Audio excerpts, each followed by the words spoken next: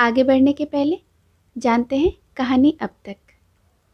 रमानाथ ऋणों के बोझ तले दब जाता है और उसे चुकाने के लिए वह दफ्तर के रुपयों का भी उपयोग करता है।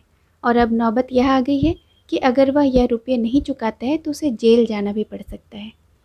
डर से वह भागकर कलकत्ते के ट्रेन में बैठ जाता है, जहां उसकी मुलाकात देवी दीन नाम के एक वृद्ध व्यक्ति से होती है, जो कलकत्ते में ही रहकर साग सब्जी की दुकान करता है।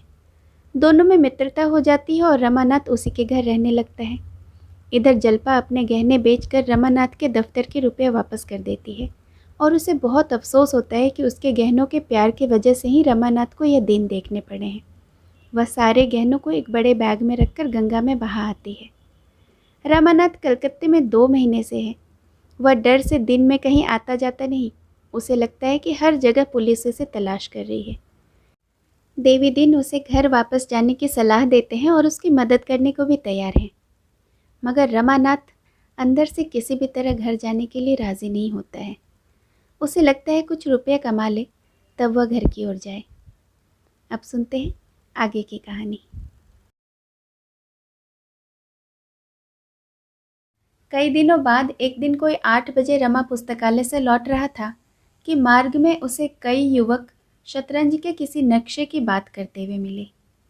यह नक्शा वहाँ के एक हिंदी दैनिक पत्र में छपा था और उसे हल करने वाले को 50 रुपये इनाम देने का वचन किया गया था। नक्शा असाकेय सा जान पड़ा। कम से कम इन युवकों की बातचीत से तो ऐसा ही मालूम होता था। यह भी मालूम हुआ कि वहाँ के और भी कितने ही शतरंजबाजों ने उसे हल करने के लिए पूरा जोर लगाया, पर कुछ पेश न की गई। अब रमा को याद आया कि पुस्तकालय में एक पत्र पर बहुत से आदमी झुके हुए थे और उस नक्शे की नकल कर रहे थे। जो आता था 2-4 मिनट तक वह पत्र को देख लेता था। अब मालूम हुआ कि यह बात थी। रमा का इनमें से किसी से भी परिचय न था, पर वह यह नक्शा देखने के लिए इतना उत्सुक हो रहा था कि उससे बिना पूछे रहा न गया। बोला, आप लोगों में से किसी के पास वह नक्शा है? युवकों ने एक कंबलपोश आदमी को नक्शे की बात पूछते सुना तो समझा कोई अताई होगा। एक ने रुखाई से कहा, हाँ है तो, मगर तुम देखकर क्या करोगे? यहाँ अच्छे अच्छे गोते खा रहे हैं। एक महाशय जो शतरंज में अपना सानी नहीं रखते, उसे हल करने के लिए 100 रुपये अपने पास से देने को तैयार हैं। दूसरा युवक बोला, दिखा क्यों नहीं देते जी? कौन जाने यही बेचारा हल कर ले, शायद इन्हीं की सूझ लड़ जाए। इस प्रेरणा में सज्जनता नहीं, व्यंग था। उसमें यह भाव छिपा था कि हमें दिखाने में कोई हर्ज नहीं, देखकर अपनी आंखों को तृप्त कर लो, मगर तुम जैसे उल्लू उसे समझ ही नहीं सकते, हल क्या करेंगे? जान पहचान की एक दुकान में जाकर उन्होंने रमा को नक्शा दिखाया। रमा को तुरंत याद आ गया, यह नक्शा पहले भी कहीं देखा है। सोचने लगा कहाँ देखा है। एक युवक ने चुटकी ली, तो आपने तो हल कर लिया होगा। दूसरा, नहीं अभी नहीं किया, तो एक क्षण में किए लेते हैं। तीसरा, जरा 1-2 चाल तो बताइए। रमा ने उत्तेजित होकर कहा, यह मैं नहीं कहता कि मैं उसे हल ही कर लूँगा, मगर ऐसा नक्शा मैंने एक बार हल किया है और संभव है इसे हल भी कर लूँ। ज़रा कागज़ पेंसिल दीजिए, नकल तो कर लूँ। युवकों का अविश्वास अब कुछ कम हुआ। रमा को कागज़ पेंसिल मिल गई। एक क्षण में उसने नक्शा नकल कर लिया और युवकों को धन्यवाद देकर चला। एकाएक उसने फिर मुड़कर पूछा, जवाब किसके पास भेजना होगा? एक युवक ने कहा, प्रजा मित्र के संपादक के पास। रमा ने घर पहुंचकर उस नक्शे पर दिमाग लगाना शुरू किया, लेकिन मोहरों की चालें सोचने की जगह वह यही सोच रहा था कि यह नक्शा कहाँ देखा है। शायद याद आते ही उसे नक्शे का हल भी सूझ जाए। अन्य प्राणियों की तरह मस्तिष्क भी कार्य में तत्पर न होकर बहाने खोजता है। कोई आधार मिल जाने पर मानो वह छुट्टी पा जाता है। रमा आधी रात तक नक्शा सामने खोला बैठा रहा। शतरंज की जो बड़ी बड़ी मार्के की बाजियां खेली थी, उन सब का नक्शा उसे याद था, पर यह नक्शा कहाँ देखा है? सहसा उसकी आंखों के सामने बिजली सी कौंध गई। खोई हुई स्मृति मिल गई। आहा, राजा साहब ने यह नक्शा दिया था। हाँ ठीक है, लगातार 3 दिन दिमाग लड़ाने के बाद उसने इसे हल कर लिया था। नक्शे की नकल भी कर लाया था। फिर तो उसे एक एक चाल याद आ गई। एक क्षण में नक्शा हल हो गया। उसने उल्लास के नशे में जमीन पर 2-3 कुलाचें लगाई और मूंछों पर ताव दिया, आईने में मुंह देखा और चारपाई पर लेट गया। इस तरह अगर महीने का एक नक्शा भी मिल जाए तो क्या पूछना। देवी दीन अभी आग सुलगा ही रहा था कि रमा प्रसन्न मुख आकर बोला, दादा जानते हो प्रजामित्र अखबार का दफ्तर कहाँ है? देवी दीन, जानता क्यों नहीं हूँ, यहाँ कौन अखबार है जिसका मुझे पता न हो। प्रजामित्र का संपादक एक रंगीला युवक है जो हरदम मुंह में पान भरे रहता है। मिलने जाओ तो आंखों से ही बातें करता है, मगर है हिम्मत का धनी, 2 बार जेल होकर आया है। रमा, आज जरा वहां तक जाओगे? देवी दीन ने कातर भाव से कहा। मुझे बेचकर क्या करोगे? मैं न जा सकूंगा। क्या बहुत दूर है? नहीं, दूर नहीं। फिर क्या बात है? देवी दीन ने अपराधियों के भाव से कहा। बात कुछ नहीं है, बुढ़िया बिगड़ती है। उसे वचन दे चुका हूँ कि स्वदेशी विदेशी के झगड़े में न पड़ूंगा, न ही किसी अखबार के दफ्तर जाऊंगा। अब उसका दिया खाता हूँ तो उसका हुक्म भी तो बजाना पड़ेगा। रमा ने मुस्कुराकर कहा, दादा तुम तो दिल लगी करते हो, मेरा एक बड़ा ज़रूरी काम है। उसने शतरंज का एक नक्शा छापा था जिस पर 50 रुपये का इनाम है। मैंने वह नक्शा हल कर दिया है। आज छप जाए तो मुझे इनाम मिल जाए। अखबारों के दफ्तर में अक्सर खुफिया पुलिस के आदमी आते जाते रहते हैं, यही भय है, नहीं तो मैं खुद चला जाता। लेकिन अगर तुम नहीं जा रहे हो तो लाचार होकर मुझे जाना ही पड़ेगा। बड़ी मेहनत से नक्शा हल किया है, सारी रात जागता रहा हूँ। देवी दीन ने चिंतित स्वर में कहा, तुम्हारा वहाँ जाना ठीक नहीं है। रमा ने हैरान होकर कहा, तो फिर क्या डाक से भेज दूँ? देवी दीन ने एक क्षण सोचकर कहा, नहीं, डाक से क्यों भेजोगे? इधर उधर हो जाए तो तुम्हारी मेहनत पर पानी फिर जाएगा। रजिस्टर कराओ तो कहीं परसों पहुंचेगा, कल इतवार है। किसी और ने जवाब भेज दिया तो इनाम वह मार ले जाएगा। यह भी तो हो सकता है कि अखबार वाले धांधली कर बैठे और तुम्हारा जवाब अपने नाम से छापकर रुपया हजम कर ले। रमा ने दुविधा में पड़कर कहा, मैं ही चला जाऊंगा।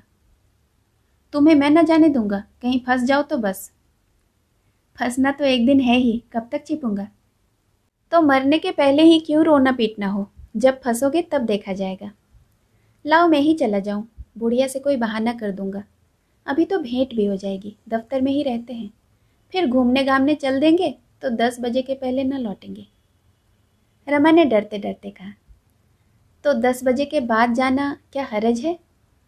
देवी दीन ने खड़े होकर कहा, तब तक कोई दूसरा काम आ गया तो यह रह जाएगा। आधे घंटे में लौट कर आता हूँ, अभी बुढ़िया देर में आएगी। यह कहते हुए देवी दीन ने अपना काला कंबल ओढ़ा और रमा से लिफाफा लिया और चल दिया। जग्गो साग भाजी और फल लेने मंडी गई हुई थी। आधे घंटे में सिर पर एक टोकरी रखे और एक बड़ा सा टोकरा मजूर के सिर पर रखवाई हुई आई। पसीने से तर थी, आते ही बोली, कहाँ गए? जरा बोझा तो उतार दो, गर्दन टूट गई है। रमा ने आगे बढ़कर टोकरी उतरवा ली। इतनी भारी थी कि संभाले न संभलती थी। जग्गो ने पूछा, वह कहाँ गए हैं? रमा ने बहाना बना दिया, मुझे तो नहीं मालूम, अभी इसी तरफ चले गए हैं।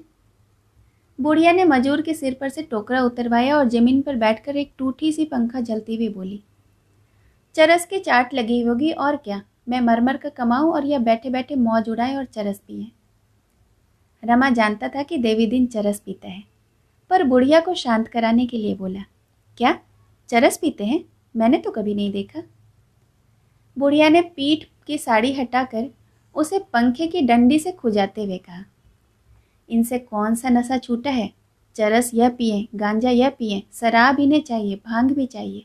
हाँ, अभी तक अफीम नहीं खाई है, या राम जाने खाते भी हों, मैं कौन सा हरदम देखती रहती हूँ।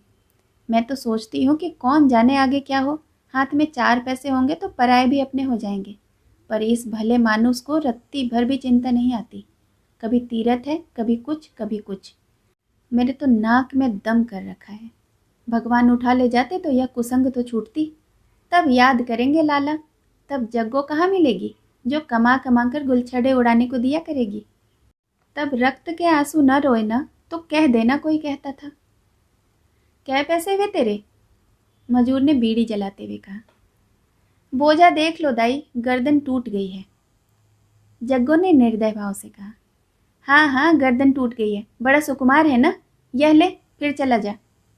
मजूर ने कहा, यह तो बहुत कम है, मेरा तो पेट भी न भरेगा। जग्गू ने 2 पैसे और दिए और थोड़े से आलू देकर उसे विदा किया और दुकान सजाने लगी। सहसा उसे हिसाब की याद आ गई। रमा से बोली, भैया जरा आज का खर्चा तो टाँक दो, बाजार में जैसे आग लग गई है। बुढ़िया छबड़ियों में चीज़ें लगा लगा कर रखती जाती और हिसाब भी लिखती जाती। आलू, टमाटर, कद्दू, केले, पालक, सेम, संतरे, गोभी, सब चीज़ों का तौल उसे दर बदर याद था। इन सब कामों से छुट्टी पाकर उसने अपनी चिलम भरी और मोड़े पर बैठकर पीने लगी। लेकिन उसके अंदाज से मालूम होता था कि वह तंबाकू का रस लेने के लिए नहीं, दिल को जलाने के लिए पी रही है।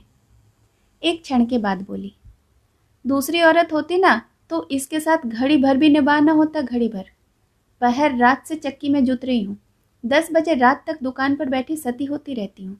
खाते पीते 12 बज जाते हैं, तब जाकर 4 पैसे दिखाई देते हैं, और जो कुछ कमाती हूँ यह सब नशे में बर्बाद कर देता है। साथ कोठरी में छिपा कर रखो तब भी इसकी निगाह पहुँच ही जाती है, निकाल लेता है। कभी कभी एक आध चीज बस बनवा लेती हूँ तो आंखों में गड़ने लगती है, तानों से छेदने लगता है। भाग में लड़कों का सुख भोगना नहीं बदा था, तो क्या करूँ? छाती फाड़ के मर जाऊं? मांगे से मौत भी तो नहीं मिलती। सुख भोगना लिखा होता तो जवान बेटे चल देते, और इस पियक्कड़ के हाथों मेरी यह दुर्दशा होती। इसी ने स्वदेशी के चक्कर में पड़कर मेरे लालू की जान ली है। आओ इस कोठरी में भैया, तुम्हें मुकद्दर की जोड़ी दिखाऊं। दोनों इस जोड़ी से 500-500 हाथ उधरते थे। अंधेरी कोठरी में जाकर रमा ने मुकद्दर की जोड़ी देखी। उस पर वार्निश थी, साफ सुथरी, मानो अभी अभी किसी ने उठाकर रख दिया हो। बुढ़िया ने सगर्भ नेत्रों से देखकर कहा, लोग कहते थे यह जोड़ी महाब्राह्मण को दे दे, तुझे देख देख कर दुख होगा। मैंने कहा, यह जोड़ी मेरे लालों की जुफल जोड़ी है, यही मेरे दोनों लाल हैं। बुढ़िया के प्रति आज रमा के हृदय में असीम श्रद्धा जागृत हुई। कितना पावन धैर्य है, कितना विशाल वात्सल्य, जिसने लकड़ी के 2 टुकड़ों को जीवन प्रदान कर दिया है। रमा ने जग्गो को माया और लोभ में डूबी हुई, पैसे पर जान देने वाली, कोमल भावों से सर्वथा विहीन समझ रखा था। आज उसे विदित हुआ कि उसका हृदय कितना स्नेहमय, कितना कोमल, कितना मनस्वी है। बुढ़िया ने उसके मुंह की ओर देखा तो न जाने क्यों उसका मातृ हृदय उसे गले से लगाने के लिए अधीर हो उठा। दोनों के हृदय प्रेम सूत्र में बंध गए। एक और पुत्र स्नेह था, दूसरी ओर मातृभक्ति। वह मालिन्य जो अब तक गुप्त भाव से दोनों को पृथक किए हुए था, आज एकाएक दूर हो गया। बुढ़िया ने कहा, हाथ मुंह धो लिया है ना बेटा? बड़े मीठे संतरे लाई हूँ, एक चक्कर तो देखो। रमा ने संतरा खाते हुए कहा, आज से मैं तुम्हें अम्मा कहूँगा। बुढ़िया के शुष्क, ज्योतिहीन, ठंडे, कृपण नजरों से मोती के 2 बिंदु निकल पड़े। इतने में देवी दिन दबे पांव आकर खड़ा हो गया। बुढ़िया ने तड़प कर पूछा, यह इतने सवेरे किधर की सवारी थी सरकार की? देवी ने सरलता से मुस्कुरा कर कहा, कहीं नहीं, जरा एक काम से चला गया था। क्या काम था, जरा मैं भी तो सुनूं, या मेरे सुनने लायक नहीं है? पेट में दर्द था, जरा वैद्य जी के पास चूरन लेने गया था। झूठे हो तुम, चरस की टोह में गए थे तुम। नहीं, तेरे चरण छूकर कहता हूं, तू मुझे झूठ मूठ बदनाम करती है। तो फिर कहाँ गए थे? बता तो दिया, रात को 2 कौर ज़्यादा खा गया था, सो पेट फूल गया था। झूठ, बिल्कुल झूठ। तुम चाहे झूठ बोलो, तुम्हारा मुंह साफ कह देता है, या बहाना है। चरस, गांजा, इसी टोह में गए थे तुम, मैं एक न मानूंगी। तुम्हें इस बुढ़ापे में नशे की सूझती है? यहाँ मेरी मरण हुए जाती है। सवेरे के गए गए 9 बजे लौटे हो, जाने यहाँ कोई इनकी लौंडी बैठी हुई है। देवी दीन ने एक झाड़ू लेकर दुकान में झाड़ू लगाना शुरू किया, पर बुढ़िया ने उसके हाथ से झाड़ू छीन लिया और पूछा, तुम कहाँ थे? जब तक यह न बताओगे भीतर न घुसने दूंगी। देवीदास ने सिर पिटाकर कहा, क्या करोगी पूछकर? एक अखबार के दफ्तर में गया था, जो चाहे कर लो। बुढ़िया ने माथा ठोक कर कहा, तुमने फिर वही लत पकड़ी? तुमने कान पकड़ा था ना कि अब कभी अखबार के नज़दीक न जाऊंगा। बोलो, यही मुंह था या कोई और? तो बात तो समझती नहीं, बस बिगड़ने लगती है। खूब समझती हूँ। अखबार वाले दंगा मचाते हैं और गरीबों को जेल ले जाते हैं। आज 20 साल से यही देख रही हूँ। वहाँ जो आता जाता है पकड़ लिया जाता है। तलाशी तो आए दिन हुआ करती है। क्या बुढ़ापे में जेल की रोटियां तोड़ोगे? देवी दीन ने लिफाफा रमानाथ को देकर कहा, यह रुपये हैं भैया, गिन लो। देख, यह रुपये वसूल करने गया था, जी न मानता हो तो आधे ले ले। बुढ़िया ने आंखें गड़ाकर कहा। अच्छा, तो तुम अपने साथ इस बेचारे को भी डुबोना चाहते हो? तुम्हारे रुपये में आग लगा दूंगी। तुम रुपये मत लेना भैया, जान से हाथ धोओगे। अब सेंत में आदमी नहीं मिलते तो सब लालच दिखाकर लोगों को फंसाते हैं। बाजार में पहरा दिलवाएंगे, अदालत में गवाही करवाएंगे। फेंक दो रुपये को, जितने रुपये चाहो मुझसे ले लो। जब रमानाथ ने सारा वृतांत कहा तब जाके बुढ़िया का चित्त शांत हुआ। तनी हुई भवें ढीली पड़ गई, कठोर मुद्रा नर्म हो गई। मेघपट को हटाकर नीला आकाश हंस पड़ा, विनोद करके बोली, इसमें से मेरे लिए क्या लाओगे बेटा? रमा ने लिफाफा उसके सामने रखकर कहा, सभी तो तुम्हारे हैं अम्मा, मैं रुपया लेकर क्या करूँगा? घर क्यों नहीं भेज देते? इतने दिन हो आए, कुछ भेजा नहीं। मेरा घर यही है अम्मा, कोई दूसरा घर नहीं। बुढ़िया का मातृत्व वंचित हृदय गदगद हो उठा। इस मातृभक्ति के लिए कितने दिनों से उसकी आत्मा तड़प रही थी। इस कृपण हृदय में जितना प्रेम संचित हो रहा था, वह सब माता के स्तन में एकत्र होने वाले दूध की भांति बाहर निकलने के लिए आतुर हो गया। उसने नोटों को गिनकर कहा, 50 है बेटा, 50 मुझसे ले लो। चाय का पतीला रखा हुआ है, चाय की दुकान खोल लो। यहीं एक तरफ 4-5 मोड़े और मेज लगा कर रख देना। 2-2 घंटे सांझ सवेरे बैठ जाओगे तो गुजर भर को मिल जाएगा। हमारे जितने ग्राहक आएंगे उनमें से कितने ही चाय भी पी लेंगे। देवी दीन बोला, तब चरस के पैसे मैं इसी दुकान से लिया करूँगा। बुढ़िया ने व्यसित और पुलकित नज़रों से देखकर कहा, कौड़ी कौड़ी का हिसाब लूँगी, इस उधेड़ बुन में न रहना। रमा अपने कमरे में गया तो उसका मन बहुत प्रसन्न था। आज उसे कुछ वही आनंद मिल रहा था जो अपने घर में भी कभी न मिला था। घर पर जो स्नेह मिलता था वह उसे मिलना ही चाहिए था। यहाँ जो स्नेह मिला वह मानो आकाश से टपका था। उसने स्नान किया, माथे पर तिलक लगाया और पूजा स्वांग भरने बैठा ही था कि बुढ़िया आकर बोली, तुम्हें रसोई बनाने में बड़ी तकलीफ होती है। मैंने एक ब्राह्मणी ठीक कर दी है, बेचारी गरीब है, तुम्हारा भोजन बना दिया करेगी। उसके हाथ का तो तुम खा लोगे। नेक कर्म से रहती है बेटा, ऐसी कोई बात नहीं है। मुझसे रुपए पैसे उधार ले जाती है, इसी से राजी हो गई है। उन वृद्ध आंखों से प्रगाढ़ अखंड मातृत्व झलक रहा था। कितना विशुद्ध, कितना पवित्र। ऊंच नीच जाति मर्यादा का विचार आप ही आप मिट गया। बोला, जब तुम मेरी माता हो गई तो फिर काहे का छूत छात, मैं तुम्हारे हाथ का खाऊंगा। बुढ़िया ने जीभ दांतों से दबाकर कहा, अरे नहीं बेटा, मैं तुम्हारा धर्म न लूंगी। कहाँ तुम ब्राह्मण और कहाँ हम खटीक, ऐसा कुछ हुआ करता है? मैं तो तुम्हारी ही रसोई खाऊंगा। जब माँ बाप खटीक हैं तो बेटा भी खटीक ही है। जिसकी आत्मा बड़ी हो वही ब्राह्मण। और जो तुम्हारे घर वाले सुने तो क्या कहेंगे? मुझे किसी के कहने सुनने की चिंता नहीं अम्मा। आदमी पाप से नीच होता है, खाने पीने से नीच नहीं होता। प्रेम से जो भोजन मिलता है वह पवित्र होता है, उसे तो देवता भी खाते हैं। बुढ़िया के हृदय में भी जाति गौरव का भाव उदय हुआ। बोली, बेटा खटीक कोई नीच जात नहीं है। हम लोग ब्राह्मण के हाथ का भी नहीं खाते, कहार का पानी तक नहीं पीते, मांस मछली हाथ से छूते तक नहीं। कोई कोई शराब पीते हैं, वो भी मुदा छुप छुप कर। लेकिन मेरी रोटियां तुम्हें अच्छी नहीं लगेंगी, रमा ने मुस्कुरा कर कहा। प्रेम की रोटियां हैं अम्मा, प्रेम की, चाहे गेहूं की हो या बाजरे की, अच्छी ही लगेंगी। बुढ़िया यहाँ से चली तो मानो आंचल में आनंद की निधि भरे हुए हो। जब से रमा चला गया था, रतन को जल्पा के विषय में बड़ी चिंता हो गई थी। वह किसी बहाने से उसकी मदद करते रहना चाहती थी। इसके साथ ही यह भी चाहती थी कि जल्पा किसी तरह से ताड़ने न पाए। अगर कुछ रुपया खर्च करके भी रमा का पता चल सकता तो वह सहर्ष खर्च कर देती। जल्पा की वह रोती हुई आंख देखकर उसका हृदय महसूस उठता था। वह उसे प्रसन्न मुख देखना चाहती थी। अपने अंधेरे रोने घर से उबकर वह जल्पा के घर चली जाया करती थी। वहाँ घड़ी भर हंस बोल लेने से उसका चित्त प्रसन्न हो जाता था। अब वहाँ भी वही मनहूसियत छा गई है। यहाँ आकर उसे अनुभव होता था कि मैं भी संसार में हूँ। उस संसार में जहाँ जीवन है, लालसा है, प्रेम है, विनोद है।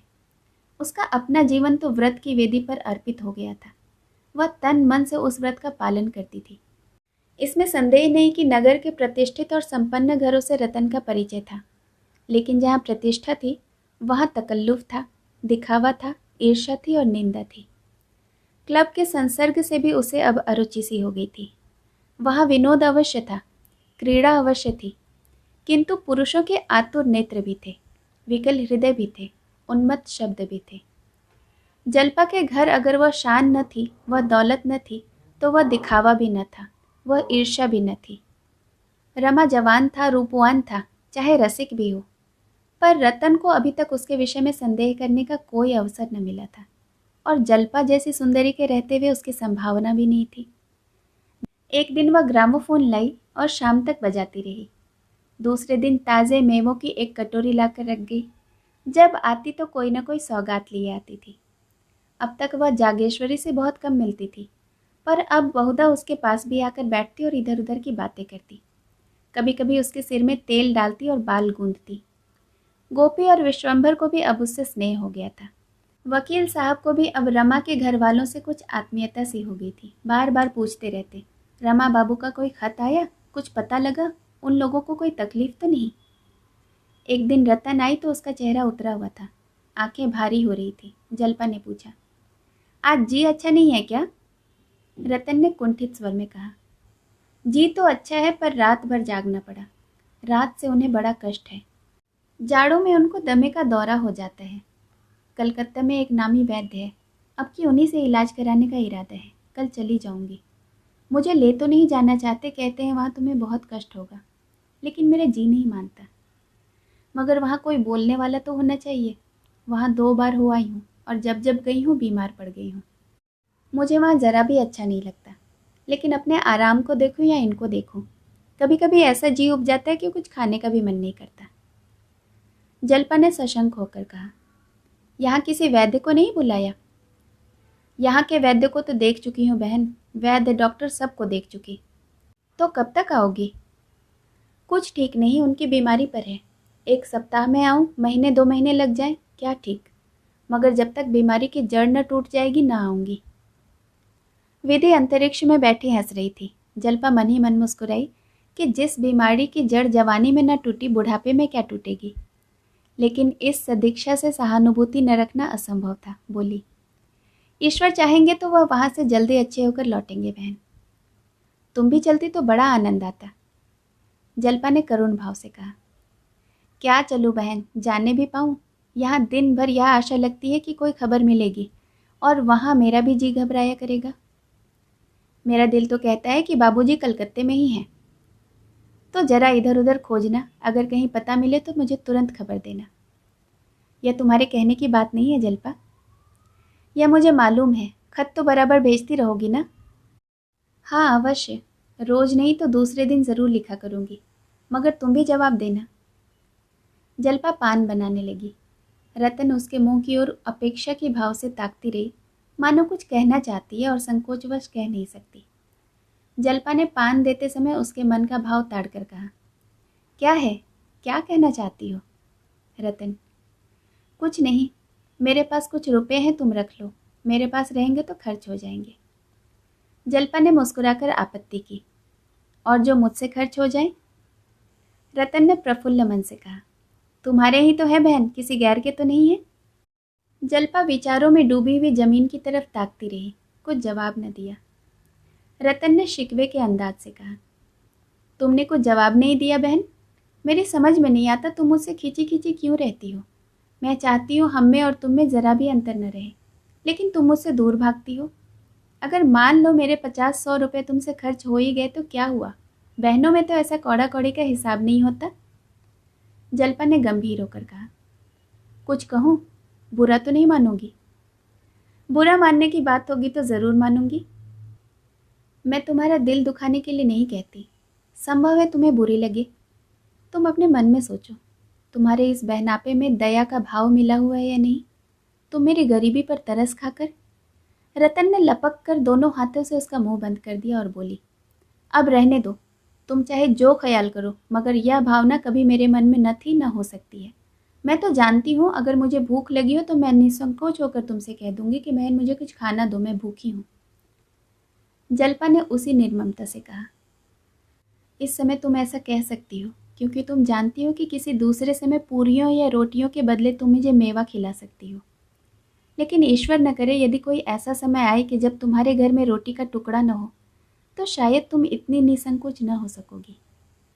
रतन ने दृढ़ता से कहा, मुझे उस दशा में भी तुमसे मांगने में संकोच न होगा। मैत्री परिस्थितियों का विचार नहीं करती। अगर यह विचार बना रहे तो समझ लो मैत्री है ही नहीं। ऐसी बातें करके तुम मेरा द्वार बंद कर रही हो। मैंने मन में समझा था कि तुम्हारे साथ जीवन के दिन काट दूंगी, लेकिन तुम अभी से चेतावनी दिए देती हो कि अभागों को प्रेम की भिक्षा भी नहीं मिलती। यह कहते कहते रतन की आंखें सजल हो गई।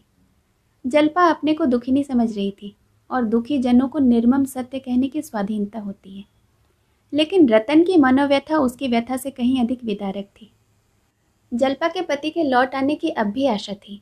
वह जवान है, उसके आते ही जल्पा के बुरे दिन यूं ही कट जाएंगे। उसकी आशाओं का सूर्य फिर उदित होगा, उसकी इच्छाएं फिर से फलेंगी फूलेंगी। भविष्य अपनी सारी आशाओं आकांक्षाओं के साथ उसके सामने खड़ा था। मगर रतन का भविष्य कुछ नहीं, शून्य, अंधकार। जल्पा आंखें पोंछकर उठ खड़ी हुई, बोली, पत्रों का जवाब देती रहना, रुपए देती जाओ। रतन ने पर्स से नोटों का एक बंडल निकालकर उसके सामने रख दिया, पर उसके चेहरे पर प्रसन्नता न थी। जल्पा ने सरल भाव से कहा, क्या बुरा मान गई? रतन ने रूठे हुए शब्दों से कहा, बुरा मानकर क्या कर लूंगी? जल्पा ने उसके गले में बाहें डाल दी। अनुराग से उसका हृदय गदगद हो गया। रतन से उसे इतना प्रेम कभी न हुआ था।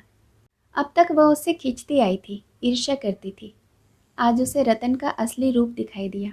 वह सचमुच अभागिनी है और मुझसे बढ़कर। एक क्षण बाद रतन में आंसू भर के और चेहरे पर मुस्कान के साथ विदा हो गई।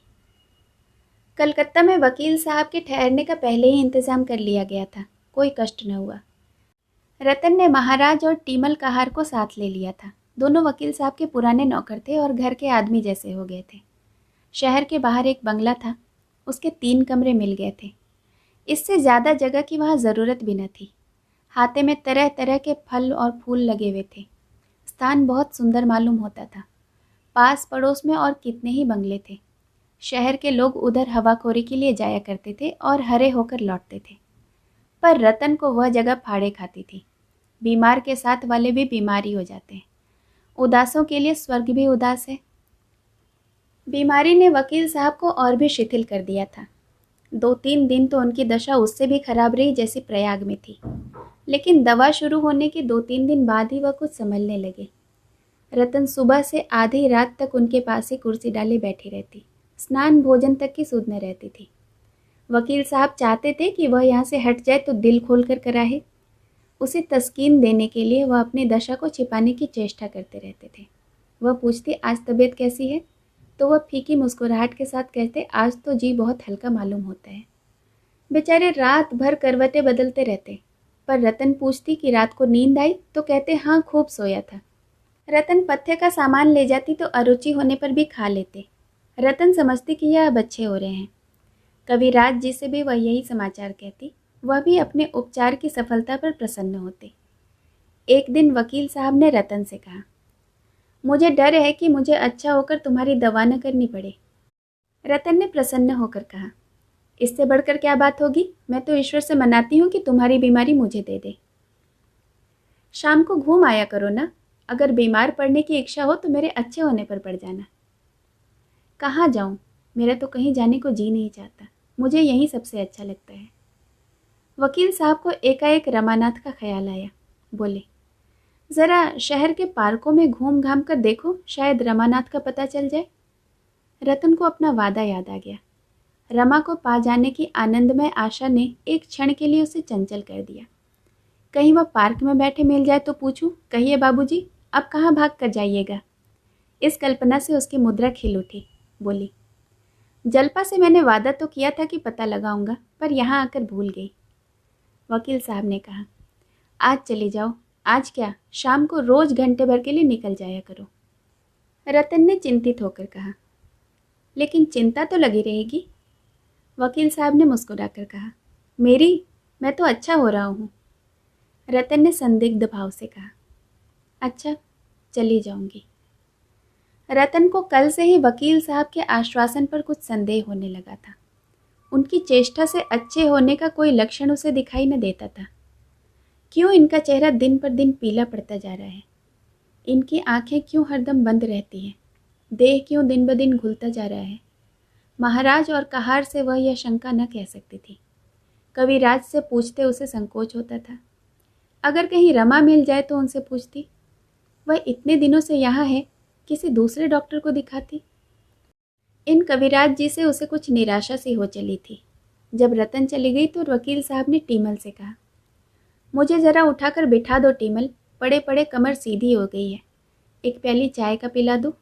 कई दिन हो गए चाय की सूरत नहीं देखी है। यह पथ्य मुझे मारे डालता है। दूध देकर ज्वर चढ़ाता है, पर उनकी खातिर से पी लेता हूँ। मुझे तो इन कविराज की दवा से कोई फ़ायदा नहीं मालूम होता। तुम्हें क्या मालूम होता है? टीमल ने वकील साहब को तकिए के सहारे बैठा कर कहा, बाबूजी सो देख लो। यह तो मैं पहले ही कहने वाला था। सो देख लो, बहू जी के डर के मारे नहीं कहता था। वकील साहब ने कई मिनट चुप रहने के बाद कहा, मैं मौत से नहीं डरता टीमल, बिल्कुल नहीं। मुझे स्वर्ग और नरक पर बिल्कुल विश्वास नहीं है। अगर संस्कारों के अनुसार आदमी को जन्म लेना पड़ता है तो मुझे विश्वास है कि किसी अच्छे घर में मेरा जन्म होगा। फिर भी मरने को जी नहीं चाहता। सोचता हूँ मर गया तो क्या होगा। टीमल ने कहा, बाबूजी सो देख लो, आप ऐसी बातें न करें। भगवान चाहेंगे तो आप अच्छे हो जाएंगे। पर आप लोग तो अंग्रेजी पढ़े लिखे हैं, किसी दूसरे डॉक्टर को क्यों नहीं बुलाते? मुझे तो कुछ संदेह हो रहा है। कभी कभी गंवारों के भी सुन लिया करो। सो देख लो, आप मानो चाहे न मानो। मैं तो एक सयाने को लाऊंगा।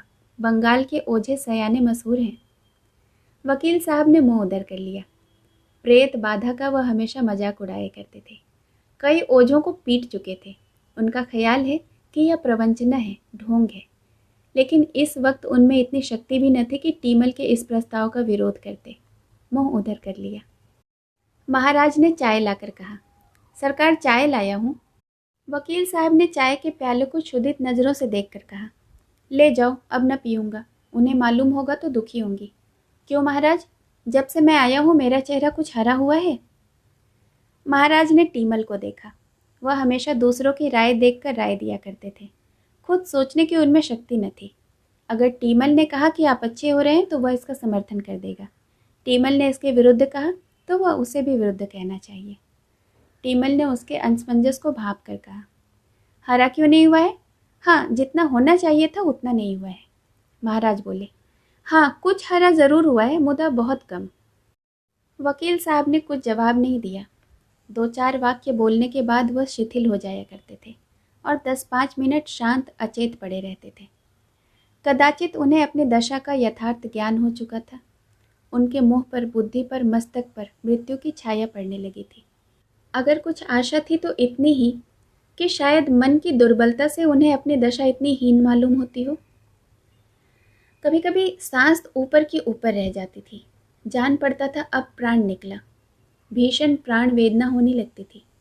कौन जाने कब यही अवरोध एक क्षण और बढ़कर जीवन का अंत कर दे। सामने उद्यान में चांदनी हरे रंग की चादर ओढ़े जमीन पर पड़ी सिसक रही थी। फल और पौधे मलिन मुख सिर झुकाए आशा और भय से विकल हो होकर मानो उनके वक्ष पर हाथ रखते थे। उसके शीतल देह को स्पर्श करते और आंसू की 2 बूंदें गिराकर फिर उसी भांति देखने लगते। सहसा वकील साहब ने आंखें खोली। आंखों के दोनों कोनों में आंसू की बूंदें मचल रही थीं। क्षीण स्वर में बोले, टीमल, क्या सिद्धू आए थे? फिर इस प्रश्न पर आप ही लज्जित हो मुस्कुराते हुए बोले, मुझे ऐसा मालूम हुआ जैसे सिद्धू आए हों। फिर गहरी सांस लेकर चुप हो गए और आंखें बंद कर ली। सिद्धू उस बेटे का नाम था जो जवान होकर मर गया था। इस समय वकील साहब को बराबर उसकी याद आ रही थी। कभी उसका बालपन सामने आता, कभी उसका मरना आगे दिखाई देता। कितने स्पष्ट, कितने सजीव चित्र थे। उनकी स्मृति कभी इतनी मूर्तिमान, इतनी चित्रमान न थी। कई मिनट के बाद उन्होंने फिर आंखें खोली और इधर उधर खोई हुई आंखों से देखा। उन्हें अभी ऐसा जान पड़ता कि मेरी माता आकर पूछ रही है, बेटा तुम्हारा जी कैसा है? सहसा उन्होंने टीमल से कहा, यहाँ आओ, किसी वकील को बुला लाओ, जल्दी लाओ, नहीं तो वह घूम कर आती होंगी। इतने में मोटर का हॉर्न सुनाई दिया और एक पल में रतन आ गई। वकील को बुलाने की बात उड़ गई। वकील साहब ने प्रसन्न मुख होकर पूछा, कहाँ कहाँ गई? उसका कुछ पता मिला? रतन ने माथे पर हाथ रखते हुए कहा। कई जगह देखा, कहीं दिखाई न दिए। इतने बड़े शहर में सड़कों पर पता तो जल्दी नहीं चलता। वह भला क्या मिलेंगे। दवा खाने का समय तो आ गया ना, वकील साहब ने ज़रा दबी हुई जबान में कहा। लाओ खा लूँ। रतन ने दवा निकाली और उन्हें उठाकर पिलाई। इस समय वह न जाने क्यों कुछ भयभीत सी हो रही थी। एक अस्पष्ट अज्ञात शंका उसके हृदय को दबाई हुई थी। एकाएक उसने कहा, उन लोगों में से किसी को तार दे दूं? वकील साहब ने प्रश्न की आंखों से देखा, फिर आप ही उसका आशय समझकर बोले, नहीं नहीं, किसी को बुलाने की ज़रूरत नहीं, मैं अच्छा हो रहा हूँ। फिर एक क्षण के बाद सावधान होने की चेष्टा करके बोले, मैं चाहता हूँ कि अपनी वसीयत लिखवा दूँ। जैसे एक शीतल तीव्र बाण रतन के पैर से घुसकर सिर से निकल गया। मानो उसकी देह के सारे बंधन खुल गए, उसके अवयव बिखर गए, उसके मस्तिष्क के सारे परमाणु हवा में उड़ गए। मानो नीचे से धरती निकल गई, ऊपर से आकाश निकल गया, और अब वह निराधार, निस्पंद, निर्जीव खड़ी है। अवरुद्ध अश्रुकंपित कंठ से बोली, घर से किसी को बुलाऊं? यहाँ किसी से सलाह ली जाए? कोई भी तो अपना नहीं है। अपनों के लिए इस समय रतन अधीर हो रही थी। कोई भी तो अपना होता जिस पर वह विश्वास कर लेती, जिससे सलाह ले लेती। घर के लोग आ जाते तो दौड़ धूप करके किसी दूसरे डॉक्टर को बुलाते। वह अकेली क्या करे? आखिर भाई बंद किस दिन काम आवेंगे? संकट में ही अपने काम आते हैं। फिर यह क्यों कहते हैं कि किसी को मत बुलाओ? वसीयत की बात फिर उसे याद आ गई। यह विचार इनके मन में क्यों आया? वैद्य जी ने तो कुछ नहीं कहा। क्या होने वाला है भगवान? यह शब्द अपने सारे संसर्गों के साथ उसके हृदय को विदीर्ण करने लगा। चिल्ला चिल्ला कर रोने के लिए उसका मन विकल हो उठा। अपनी माता की याद आई। उसके आंचल में मुंह छिपाकर रोने की आकांक्षा उसके मन में उत्पन्न हुई। उस स्नेह में आंचल में रोकर उसकी बाल आत्मा को कितना संतोष होता, कितनी जल्दी उसकी सारी मनोव्यथा शांत हो जाती थी। आह, यह आधार भी अब नहीं। महाराज ने आकर कहा, सरकार भोजन तैयार है, थाली परसूं? रतन ने उसकी ओर कठोर नजरों से देखा।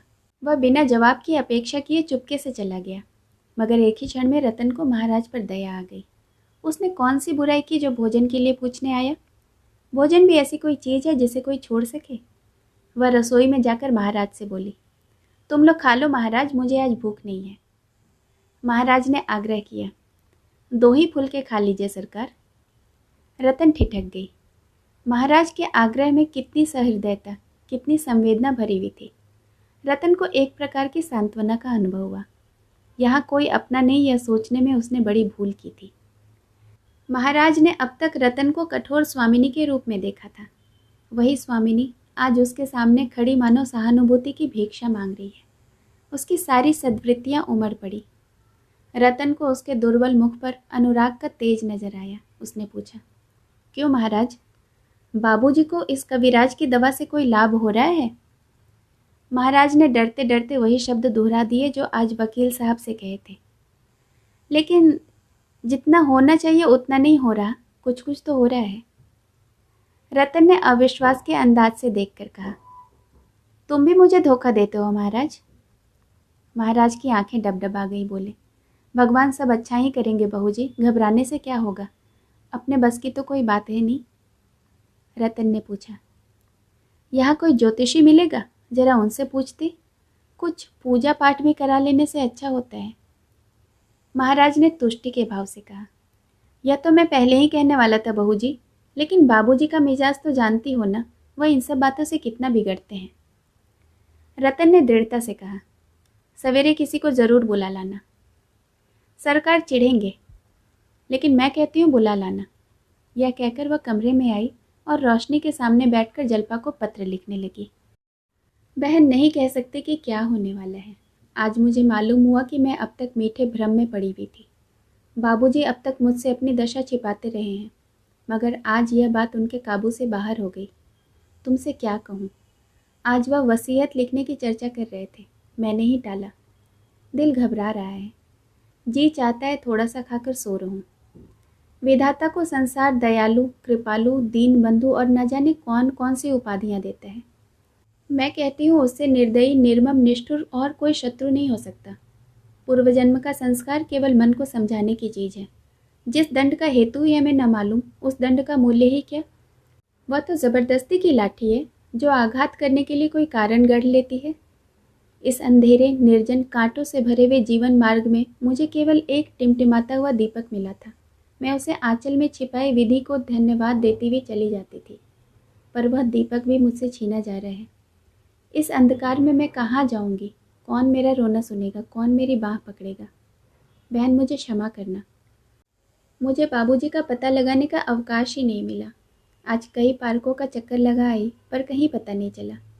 कुछ अवसर मिला तो फिर जाऊंगी। माताजी को मेरा प्रणाम कहना। पत्र लिखकर रतन बरामदे में आई। शीतल समीर के झोंके आ रहे थे। प्रकृति मानो रोग शैया पर पड़ी सिसक रही थी।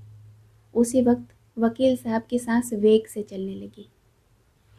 रात के 3 बज चुके थे।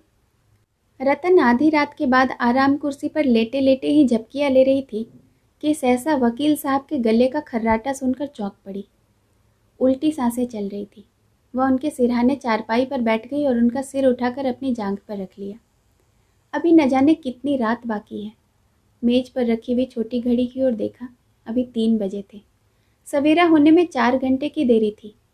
कविराज कहीं 9 बजे आवेंगे, यह सोचकर वह हताश हो गई। अभागिनी रात का क्या, अपना काला मुंह लेकर विदा न होगी? मालूम होता है एक युग हो गया हो। कई मिनट के बाद वकील साहब की सांस रुकी। सारी देह पसीने में तर थी।